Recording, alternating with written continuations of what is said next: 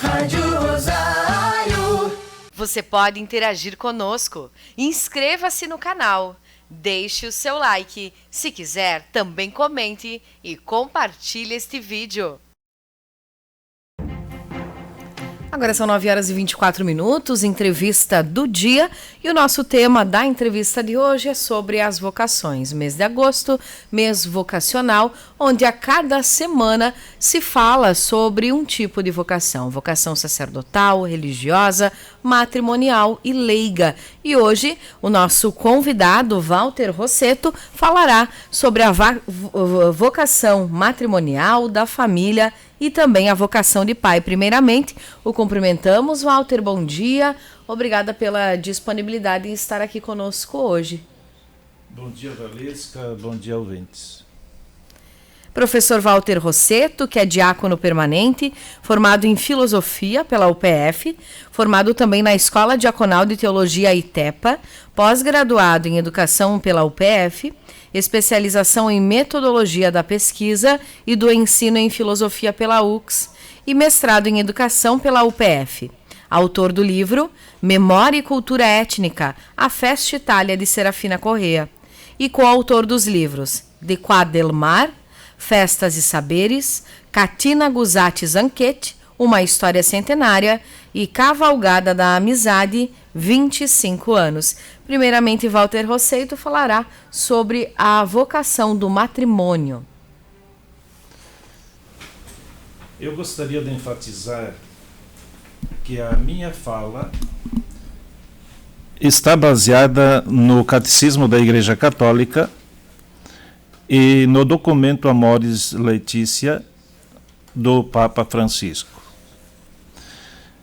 Então, a vocação do matrimônio está na natureza do homem e da mulher. Em Gênesis 2:18, lemos: não é bom que o homem esteja só. E a partir das bodas de Caná, que foi o primeiro milagre de Jesus, onde Jesus tira os noivos do sufoco pela falta de vinho. O casamento é um sinal eficaz da presença de Cristo. Significa que Jesus quer entrar na sua casa, no seu casamento.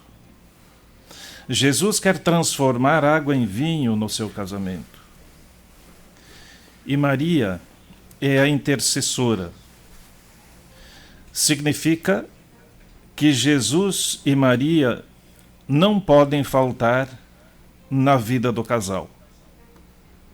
Maria intercede e Jesus realiza, mas o casal precisa estar sintonizado, conectado através da oração e da Eucaristia.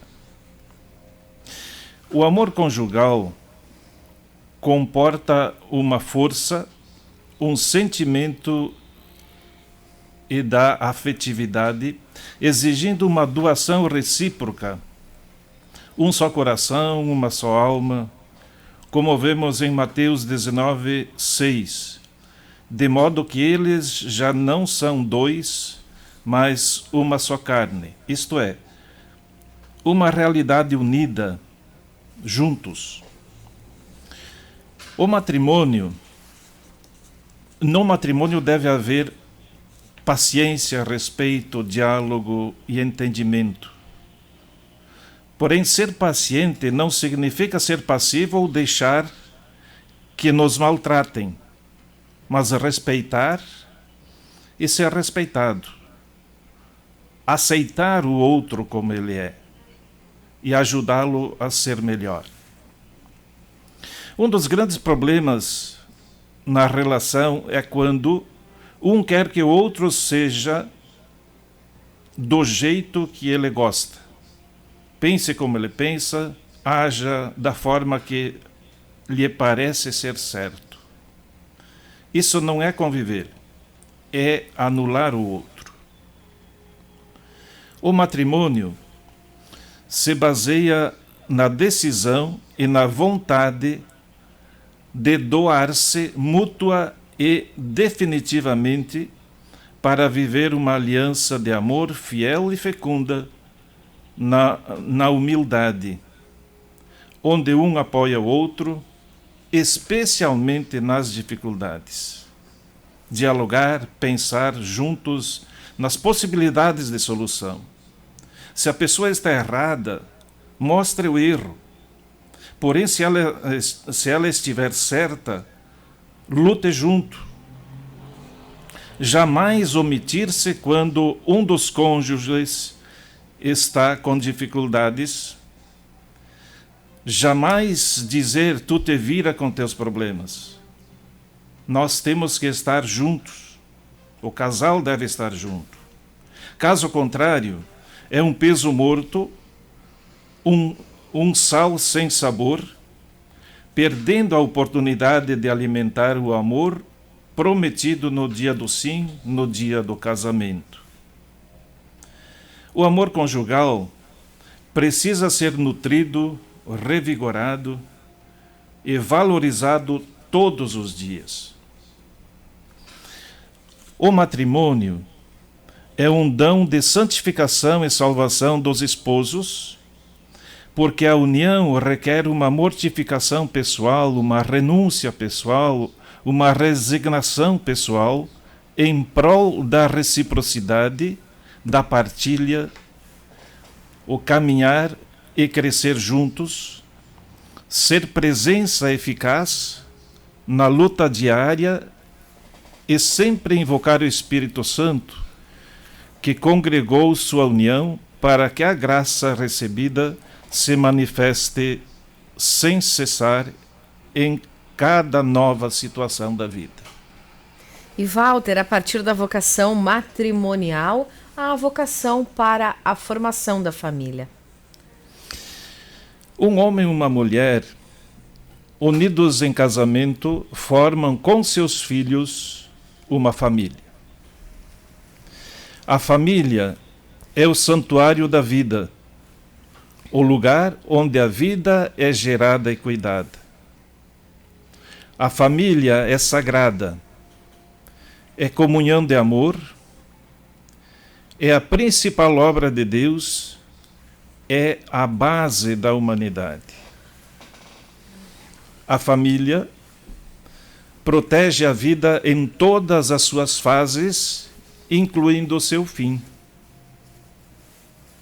A vida em família é a iniciação para a vida em sociedade. Os filhos, desde pequenos, devem aprender em casa, atenção, aprender em casa, os valores universais como liberdade, justiça, respeito, cooperação, responsabilidade e o amor, bem como uma formação espiritual.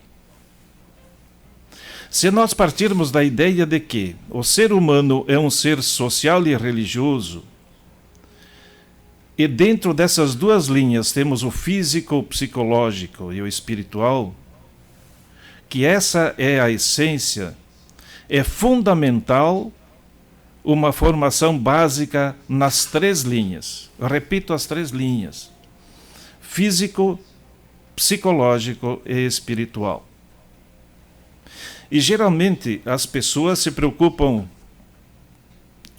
com o físico, alimentação, roupa, etc. No psicológico, a razão, emoção e conhecimento. Mas no espiritual, geralmente, não há uma preocupação maior. Porém, é fundamental que também haja uma educação integral dos filhos.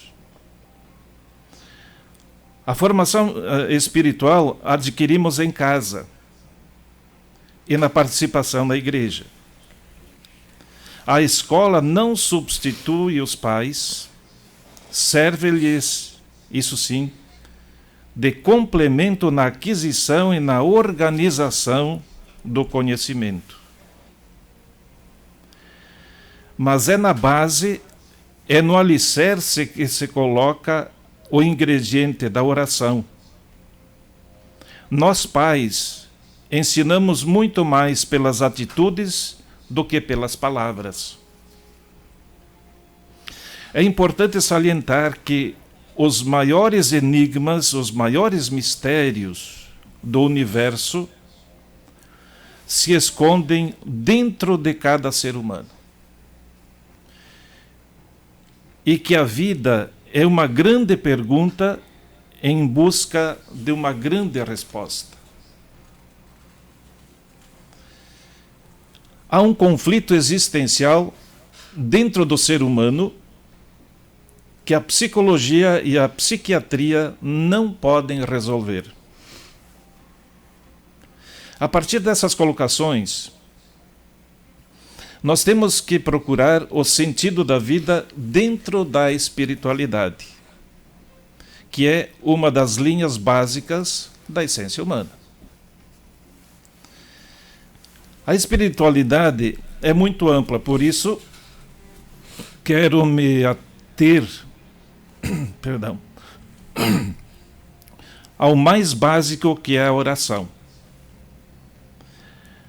A pessoa que reza aquieta seu coração, ela acalma seu ser e se conecta com o transcendente, se conecta com Deus. A pessoa que reza entra em sintonia com o Espírito Santo, que proporciona ao orante, proporciona a quem reza, o discernimento de escolher o melhor caminho a seguir, apaziguar, encorajar, autoconhecer-se, despertar a esperança, tornar a vida mais leve, mais tranquila. Ao invocar uma oração, o ser humano crê em algo superior, crê em Deus, que comanda toda a complexidade do universo e cria um diálogo permanente, sentindo a presença da providência, da suprema sabedoria de Deus e da transcendência.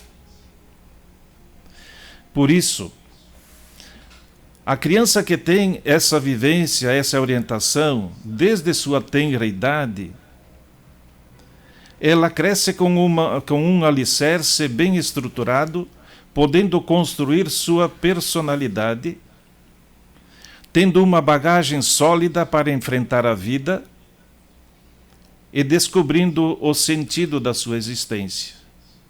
Porque é fundamental que a pessoa descubra o sentido da sua vida.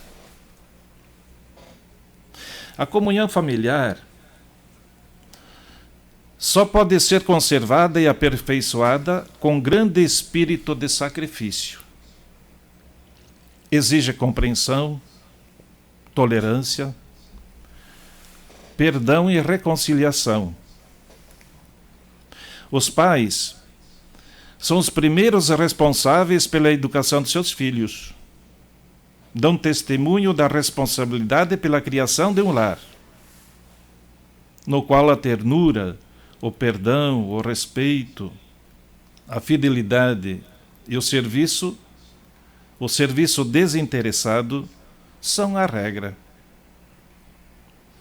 O lar é um lugar apropriado para a educação das virtudes, domínio de si, liberdade, responsabilidade, amizade,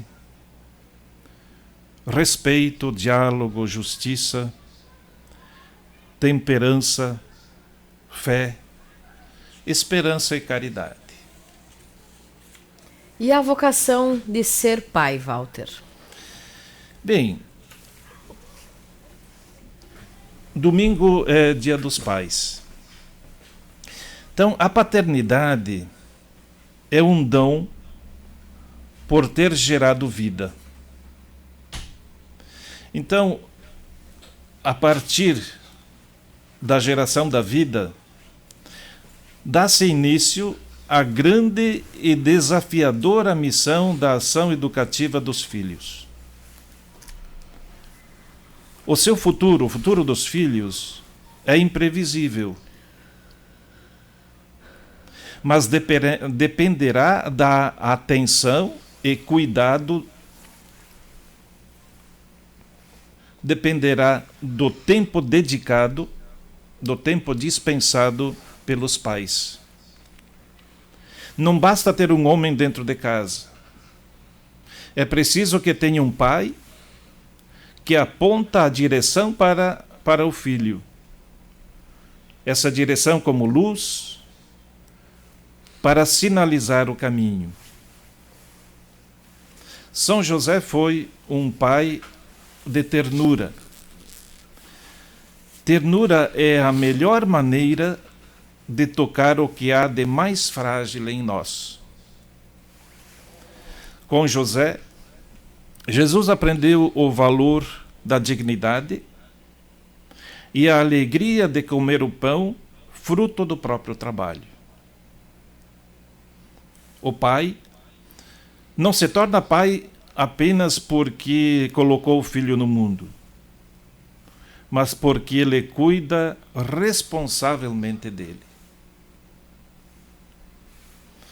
Um pai sente que completou a sua ação educativa e viveu plenamente a paternidade quando se torna inútil. Parece um paradoxo aqui, mas não é.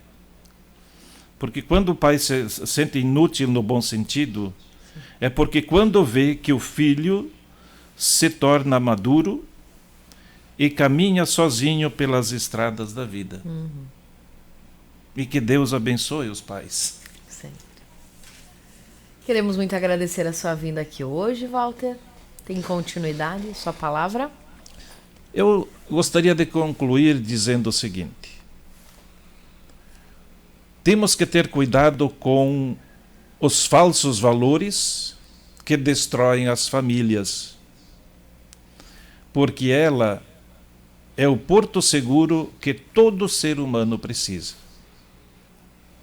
Através da oração, o casal e a família, e mesmo o pai, atravessam as tempestades da vida segurando na mão de Deus.